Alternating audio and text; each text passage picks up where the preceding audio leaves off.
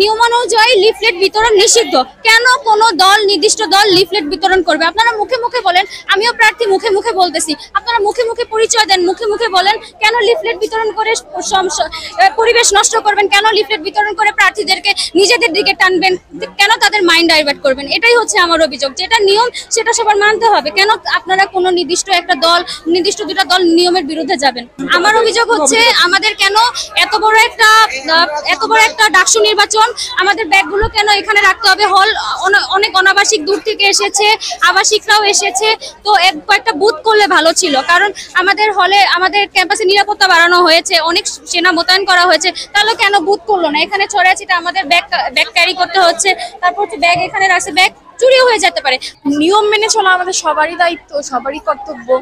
তারপরেও যারা প্রার্থী আছেন তাদের মনের মধ্যে একটা খোরাক থাকে, আমাকে যাতে মনে রাখেন। আসলে এত প্রার্থী, এত লিস্ট মনে রাখাটাই একটা মানে ভেজাল।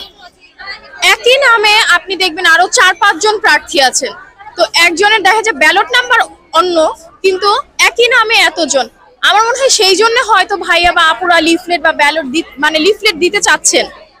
তাছাড়া অন্য কোনো ব্যাপার বলেন, এত প্রার্থী ভোটারদের মনে রাখার সুবিধার্থে তারা দিচ্ছেন। তবে আমার মনে হয় সবাইকে নিয়ম মেনে চলা উচিত। দেখবেন যে ওনাদের হাতে হচ্ছে একদম লিস্ট ধরিয়ে দেওয়া হয়েছে।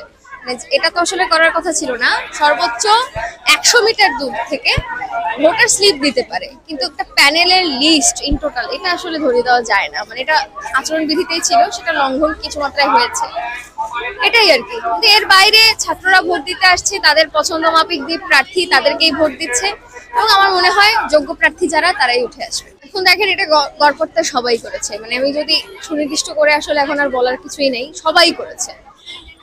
মানে আমরা করি নাই, অপরাজয় 71, অদম্য 24, আমরা এগুলো কিছুই করি নাই, আমরা ওটাকে মানার চেষ্টা করেছি। এখন অন্যরা এটা করেছে একটা গড়পড়তা জায়গা থেকে, এটাই।